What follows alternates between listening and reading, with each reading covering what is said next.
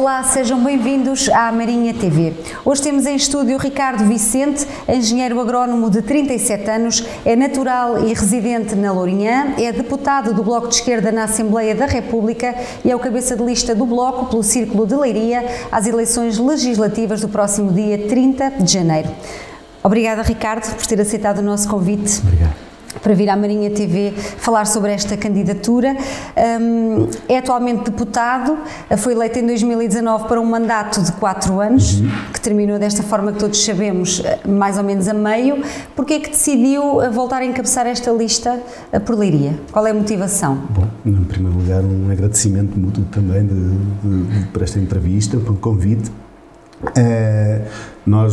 Essa decisão é uma decisão do Bloco de Esquerda, de que devo encabeçar essa lista, não só pelo trabalho que fui desempenhando ao longo destes dois anos de mandato, mas porque também o Bloco de Esquerda considera que as questões que me são especialmente mais próximas e que são também muito relevantes aqui para o distrito, como é o caso dos problemas florestais, da resposta aos incêndios, da agricultura, da sustentabilidade do território, também as questões ambientais, o nível de poluição, de preservação de recursos hídricos, de resposta às alterações climáticas.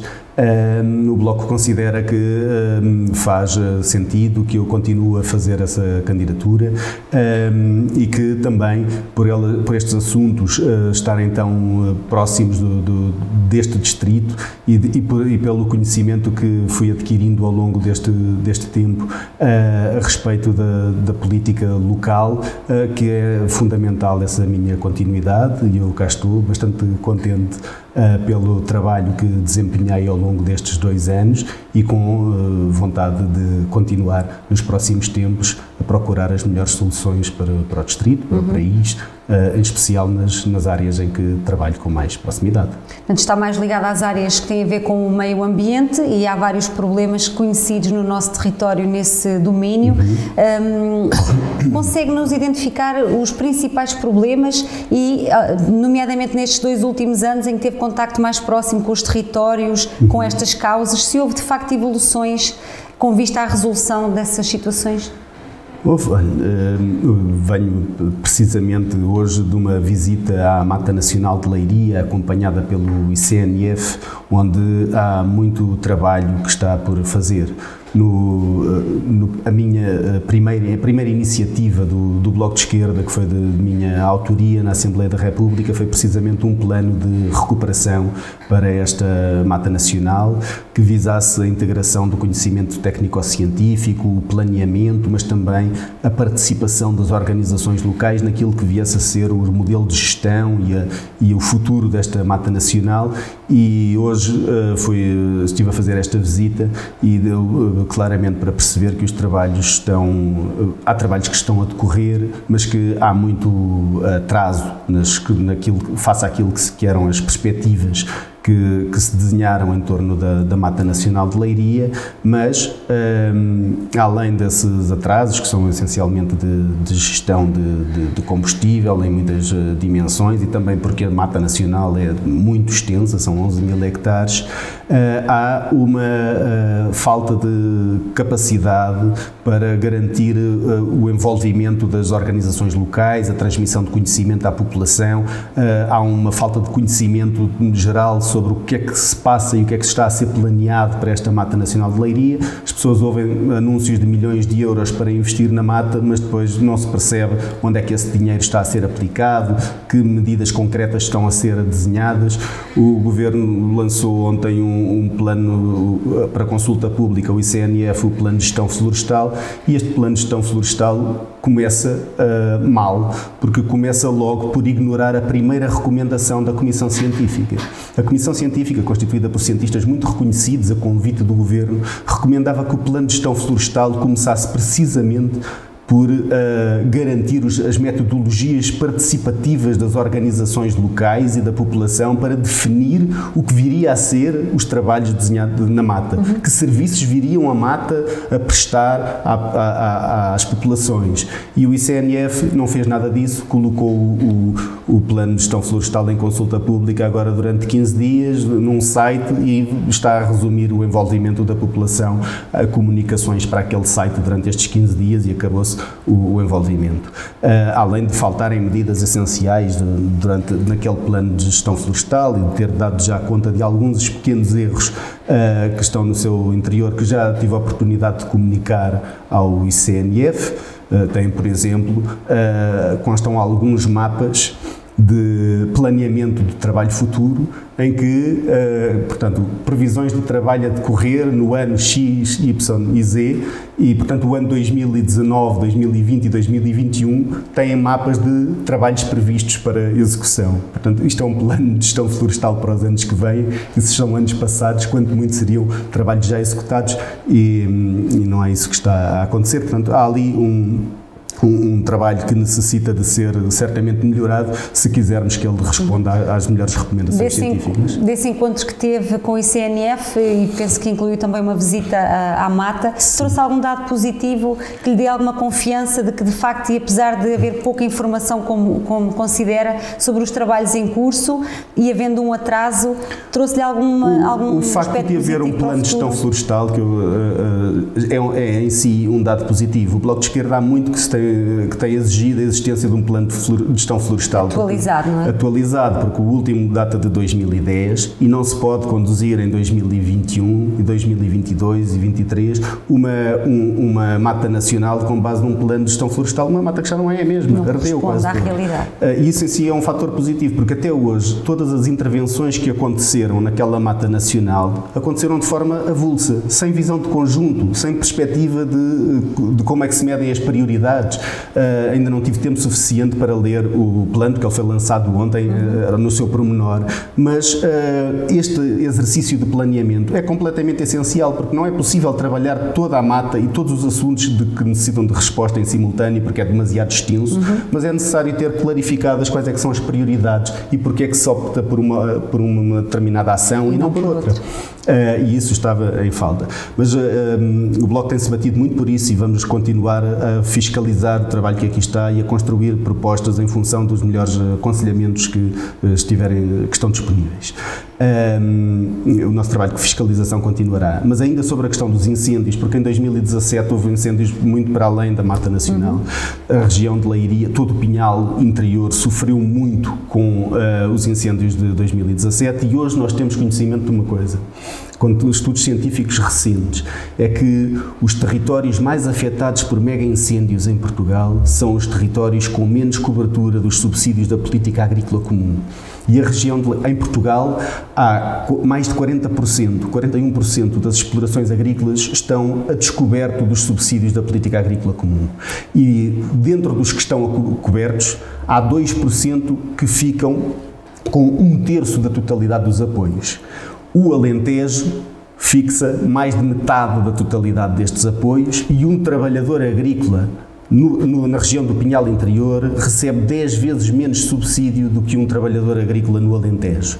E este é um dos motivos pelo qual o abandono é muito nesta região. E atrás do abandono vêm os incêndios. E atualmente está em delineamento a nova política agrícola comum, onde existem 10 mil milhões de euros para aplicar ao desenvolvimento dos territórios rurais e em Leiria, mais de metade, na região de Leiria, mais de metade dos agricultores estão fora da política agrícola comum.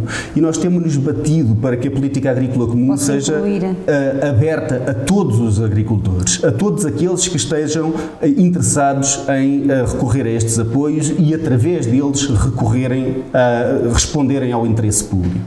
Para isso, a natureza dos apoios também tem de mudar. Atualmente, mais de metade destes apoios são entregues em função da área e sem contabilizar o emprego, sem contabilizar a produção, sem contabilizar serviços concretos que sejam prestados à sociedade. E isso tem de mudar e o Governo não tem essa intenção. O plano estratégico que entregou à Comissão Europeia, pela forma como está desenhado, vai fazer com que a distribuição de dinheiros no território nacional se mantenham mais ou menos como estão, e isso fará com que na região do Pinhal Interior, a região de Leiria e a região oeste, que reparemos que também faz parte do distrito de Leiria, na região oeste há mais de 80% dos agricultores que estão excluídos da política agrícola comum.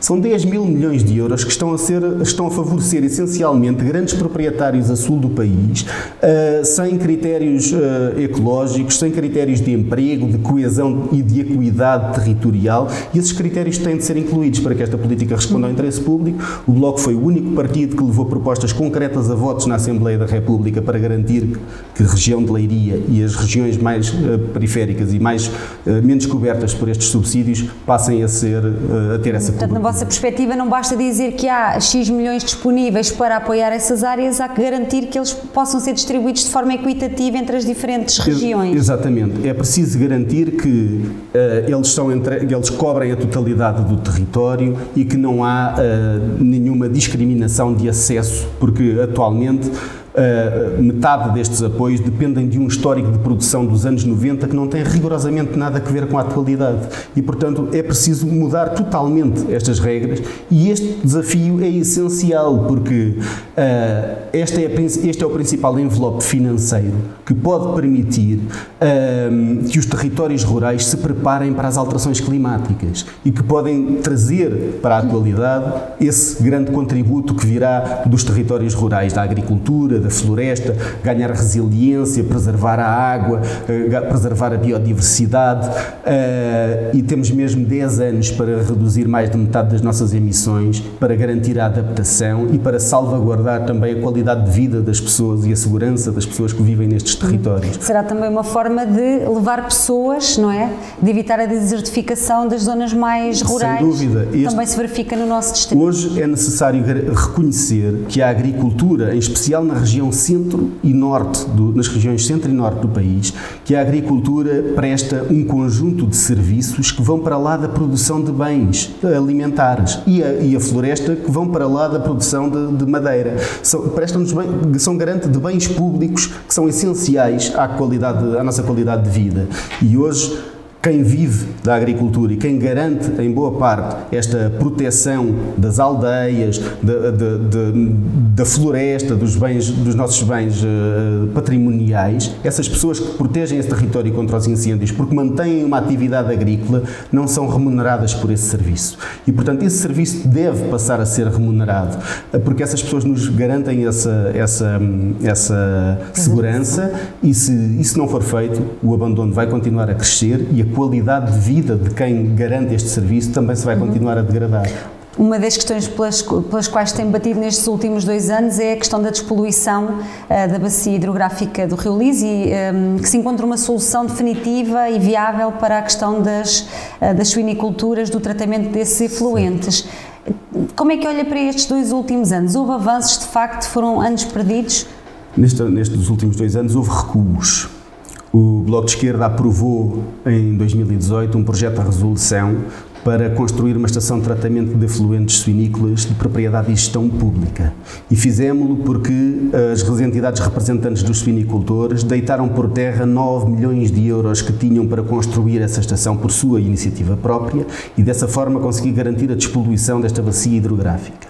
O Governo, pressionado pela situação, acabou por reconhecer-nos razão, produziu um despacho para que essa estação fosse construída, mandatou a Águas de Portugal para desenhar esses estudos. O Bloco de Esquerda chamou à Assembleia da República todos os presidentes de Câmara da região, a Águas de Portugal, o Ministro do Ambiente, a Ministra da Agricultura e todos os autarcas manifestaram concordância com a construção do projeto, até os representantes dos suinicultores, e depois o Ministro mandou por terra a construção, disse que afinal não havia condições, estavam todos de acordo, menos o autor original da proposta do Governo, que às tantas abandonou o projeto.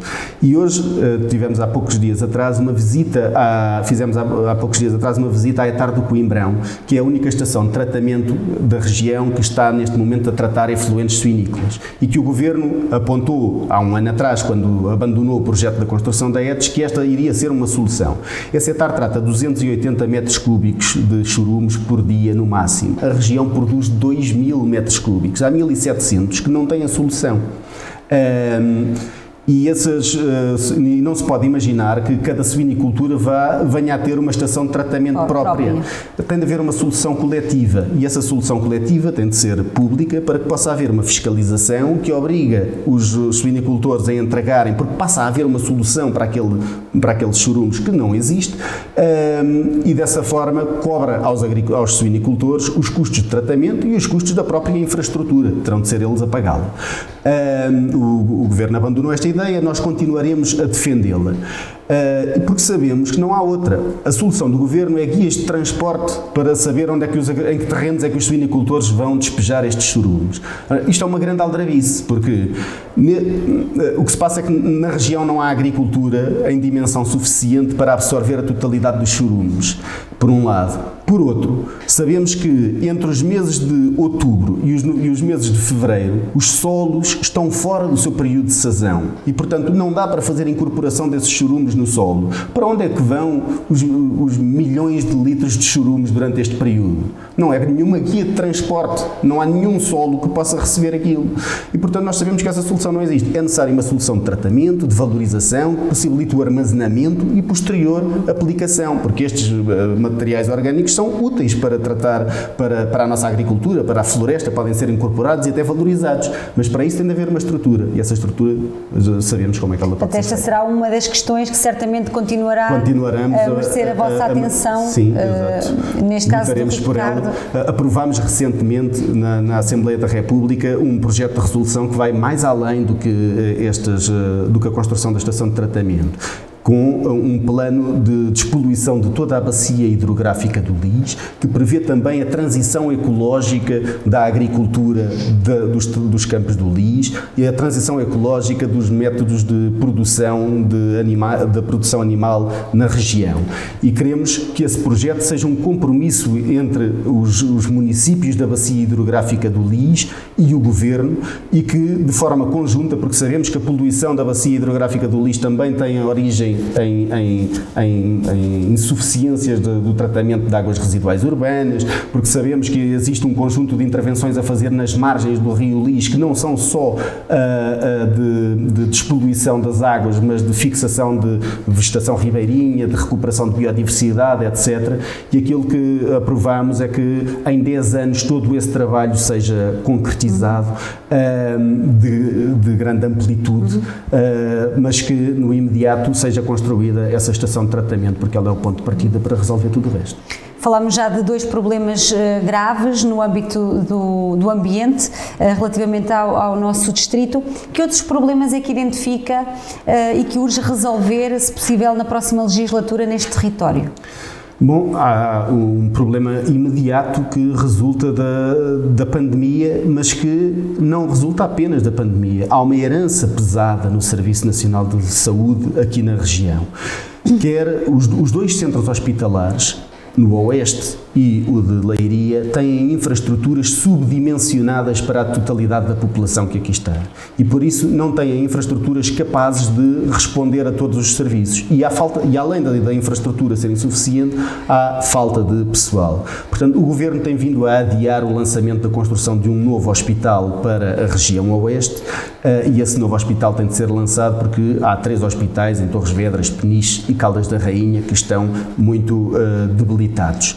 E no centro hospitalar de Leiria é necessário garantir a expansão de algumas infraestruturas, melhoria das infraestruturas que estão presentes também, mas há, acima de tudo, nestes 2 hospitais, uma grande dificuldade de contratação de pessoal e de fixação destes médicos por falta de condições também de desenvolvimento de serviços de especialidade que consigam envolver os médicos e permitir a sua especialização nas suas várias áreas, médicos e não só, de todas as categorias de profissionais.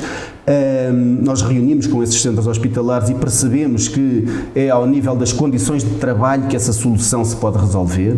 É preciso garantir que os profissionais do Serviço Nacional de Saúde têm condições de trabalho que são competitivas com o setor privado, porque se assim não for, estes profissionais vão ter sempre como preferência trabalhar no privado e nós vamos ver o Serviço Nacional de Saúde degradar-se. E sabemos de uma coisa, com a chegada da pandemia, os hospitais privados fecharam as portas e foi o Serviço Nacional de Saúde que nos salvou.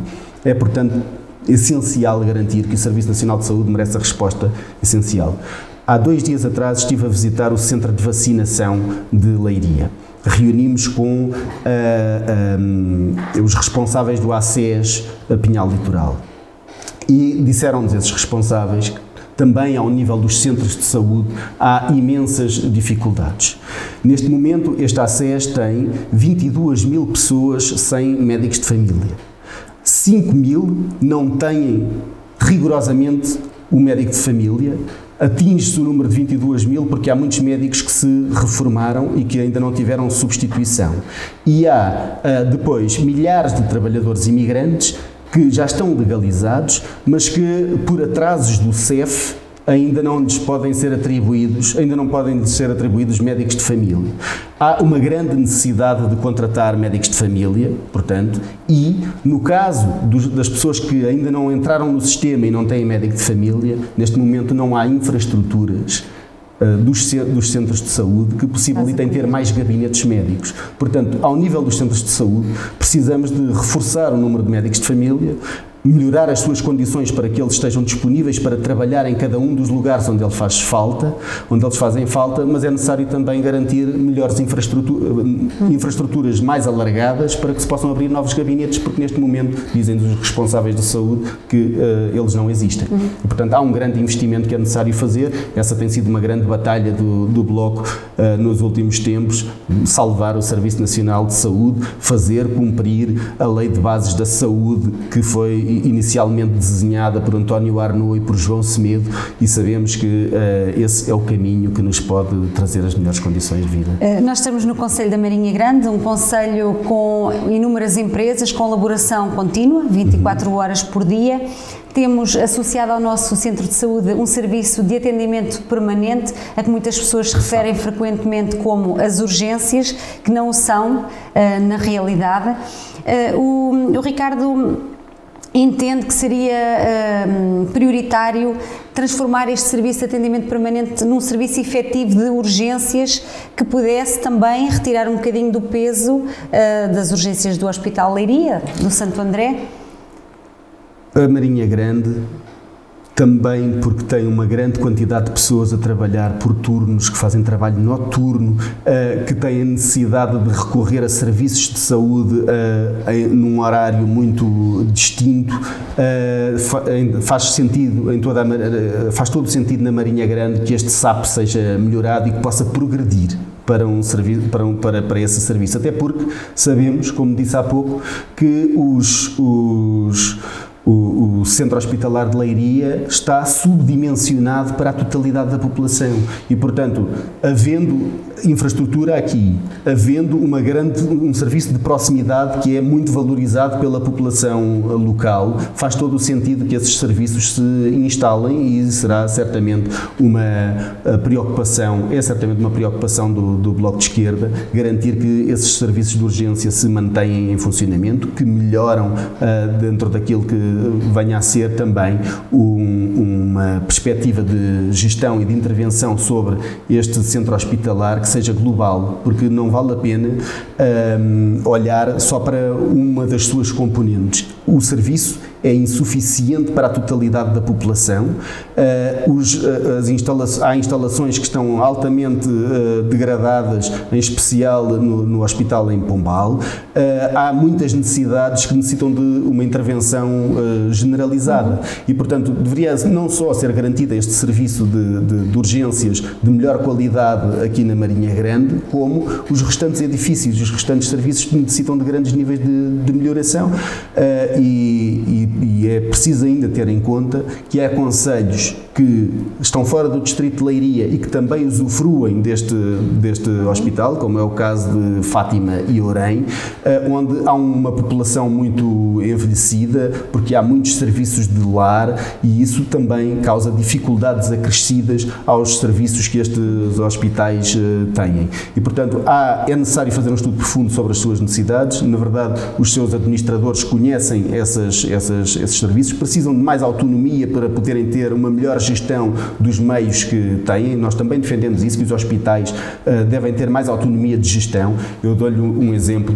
Nas Caldas da Rainha, por exemplo, um hospital que também já reuni muitas vezes com a sua administração, frequentemente tem elevadores avariados.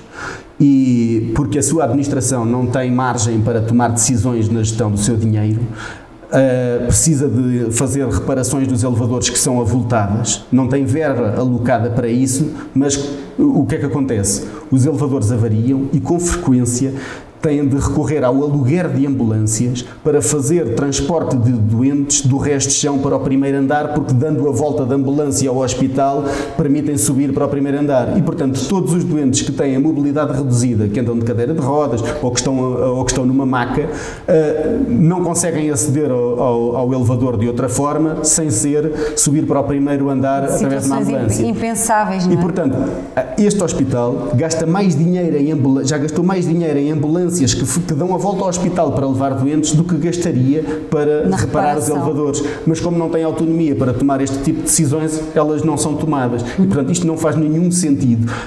E nós há muito que nos batemos por essa autonomia de gestão e vamos continuar a fazer. O tempo está a avançar rápido, já falámos de alguns dos principais problemas do distrito. Eu gostava também que olhássemos para os pontos fortes deste território e de que forma ou que propostas é que o Bloco de Esquerda defende para ajudar a potenciar estes recursos.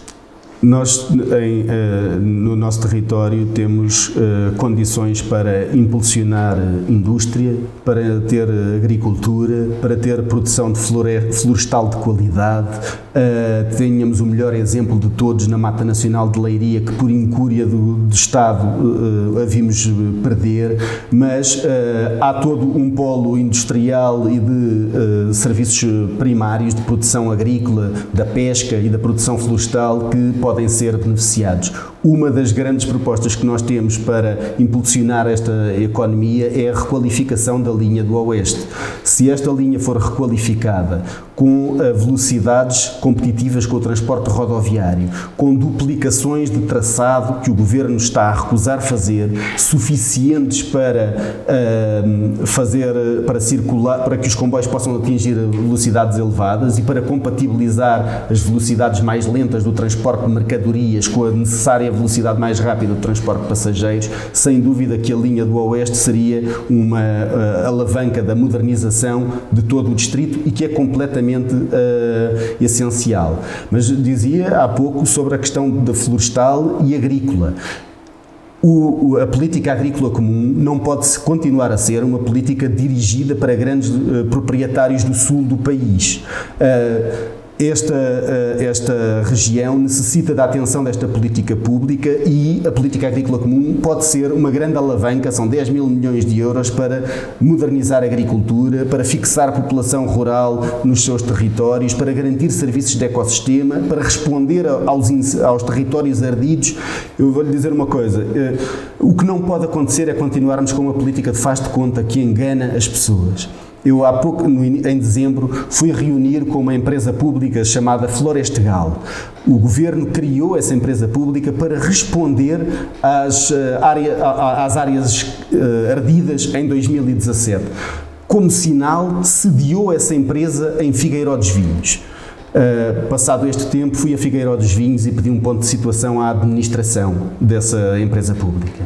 Perguntei-lhes quantas ações de recuperação de áreas ardidas tiveram na região do Pinhal Interior, já que foram sediados em Figueiró dos Vinhos por isso mesmo.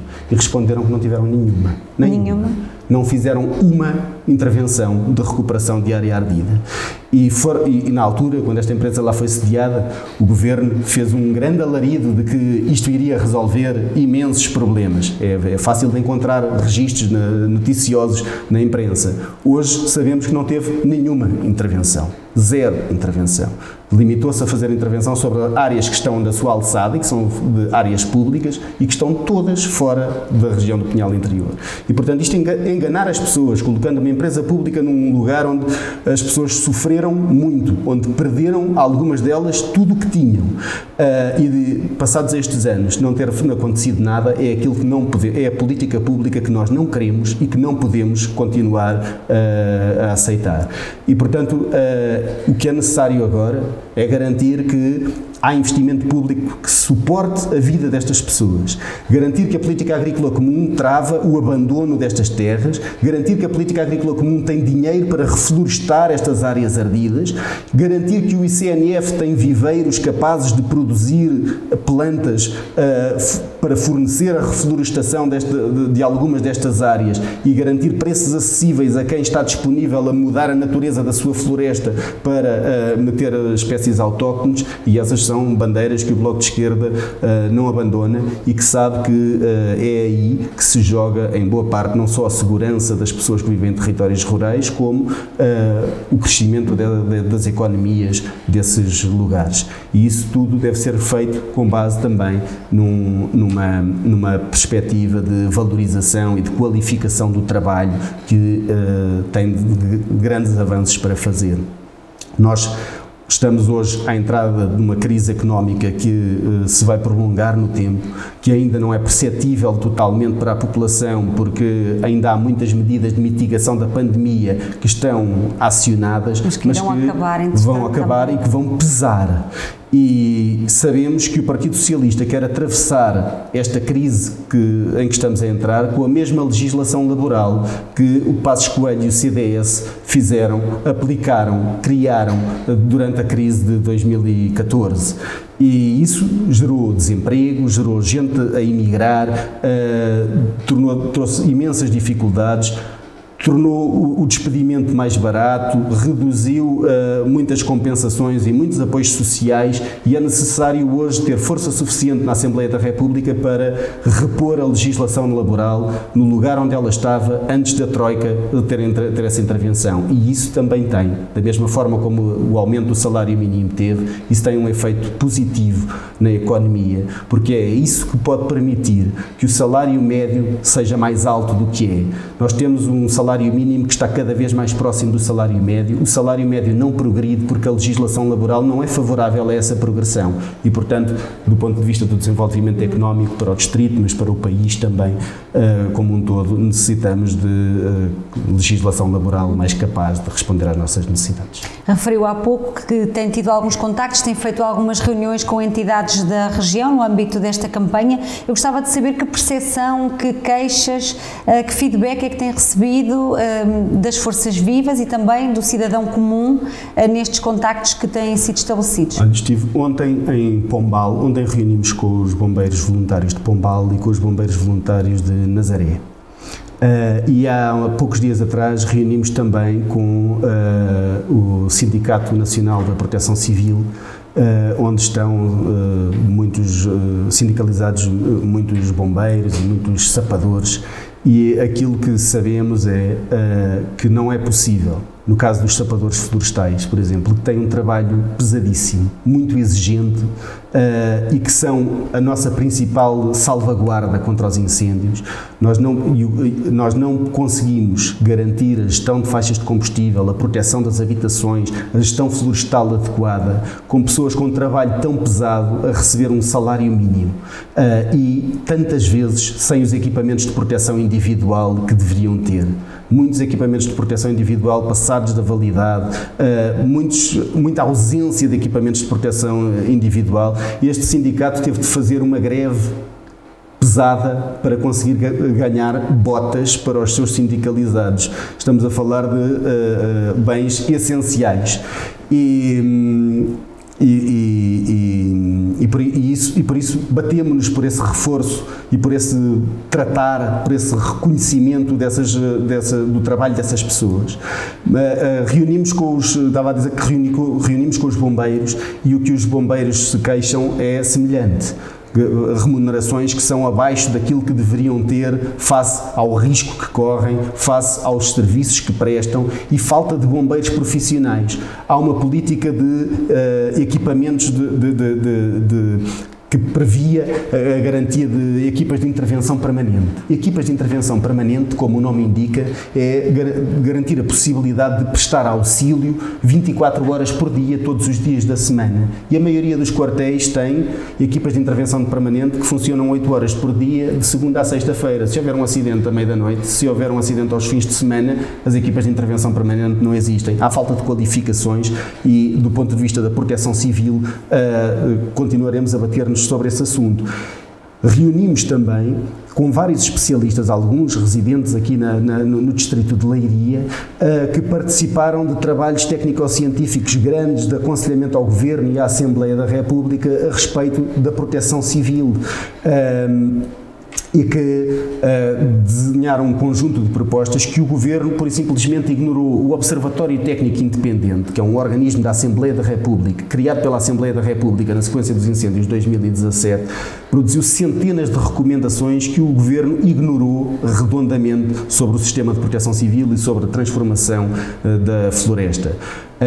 Mas temos a residir em Leiria, no distrito de Leiria, alguns dos principais especialistas que redigiram estas recomendações e que nos dizem que elas não estão a considerar as alterações climáticas, que a política pública que saiu de reformulação para responder a isto não tem em consideração as alterações climáticas e os grandes efeitos nefastos que elas terão, amplificando os riscos de incêndio, etc. Há pouco, ainda sobre as questões do distrito e dos contactos que temos tido, dizia-lhe sobre a questão dos hospitais e dos centros de saúde, onde reunimos com as suas administrações para identificar questões concretas. Mas reunimos também há um pouco mais de tempo, há uns meses, com uma associação de mariscadores da Lagoa de Óbidos, que nos dizem que os trabalhos de dragagem da lagoa estão a decorrer sem o envolvimento dos mariscadores, sem que estes conheçam a programação toda, e ali existem centenas de famílias que dependem desta atividade e que não sabem o que lhes vai acontecer dentro de alguns meses com o processo de dragagens que está a decorrer, porque ninguém os informa de quais é que são os impactos previstos, nem os calendários que por aqui são aplicados. Portanto, há um conjunto de necessidades territoriais que necessitam de um acompanhamento permanente e que o Governo, a Assembleia da República, tem de ter em melhor consideração. Como ainda há pouco dizia, aqui a respeito da Mata Nacional de Leiria, saiu mais um plano sobre o que vai ser a Mata Nacional, mas o envolvimento das pessoas no seu planeamento foi nulo. E, portanto, nós temos de garantir que precisamos de um Governo que tenha a capacidade de ouvir e de envolver as pessoas nas decisões que toma a respeito dos seus próprios territórios, das suas próprias vidas, em vez de se imaginarem capazes de colocar algum iluminado dentro de uma sala a decidir a melhor forma de fazer, sem visitar os territórios. O Círculo de Leiria elege 10 deputados para a Assembleia da República. Em 2019, o Bloco de Esquerda foi a terceira força mais votada, com cerca de 21 mil votos aqui no distrito, que permitiram de resto a sua eleição. Qual é a expectativa para o próximo dia 30? A expectativa para o próximo dia 30 é de que consigamos voltar a eleger um deputado pelo distrito de Leiria. E sabemos que aquilo que está em causa é a possibilidade de, pela primeira vez, o distrito de Leiria eleger um deputado de extrema-direita. E é o voto no Bloco de Esquerda que pode evitar a eleição da extrema-direita no distrito. Portanto, em último caso, todas as pessoas que considerem que não se deve eleger um deputado de extrema-direita no distrito, é no Bloco de Esquerda que encontram a melhor opção de voto para que esse deputado não seja eleito. Para terminar, caso António Costa seja eleito o próximo primeiro-ministro do país, no dia 30, considera que de alguma forma o Bloco de Esquerda poderá ajudar a constituir uma solução que permita governar o país de forma estável nos próximos anos? O Bloco de Esquerda está cá para construir soluções. Nunca faltámos a esse compromisso. E é porque o nosso compromisso é construir soluções que votámos contra o Orçamento de Estado passado.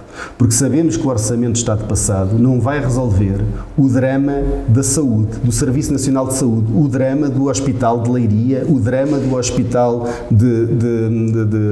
das Caldas da Rainha, do Centro Hospitalar do Oeste, porque é necessário garantir que os médicos, ao contrário da mentira que o António Costa lançou no debate que teve com Catarina Martins, em que afirmou que o Bloco propunha um regime de exclusividade obrigatória para todos os profissionais de saúde, essa não é a proposta do Bloco.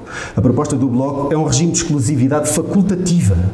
Um regime de exclusividade que permite àqueles profissionais que estejam disponíveis para se dedicar a tempo inteiro ao Serviço Nacional de Saúde, para que esses profissionais tenham melhores condições de trabalho do que têm atualmente, e essa sabemos que é a única forma de travar a sangria para os hospitais privados.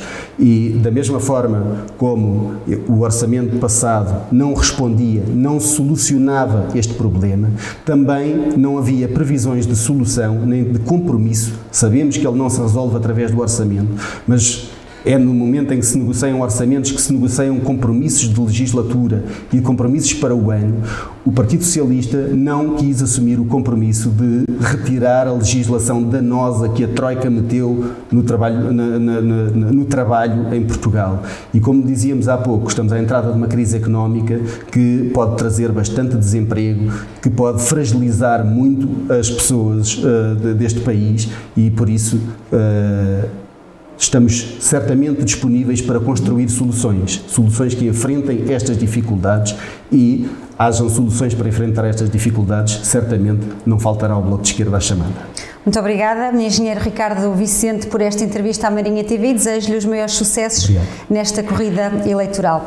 Foi então a entrevista com o Ricardo Vicente, ele que é o cabeça de lista do Bloco de Esquerda pelo Círculo Eleitoral de Leiria, com vista às legislativas do próximo dia 30 de janeiro. Por agora é tudo, mantenha-se atento à emissão da Marinha TV, nós voltaremos a qualquer momento.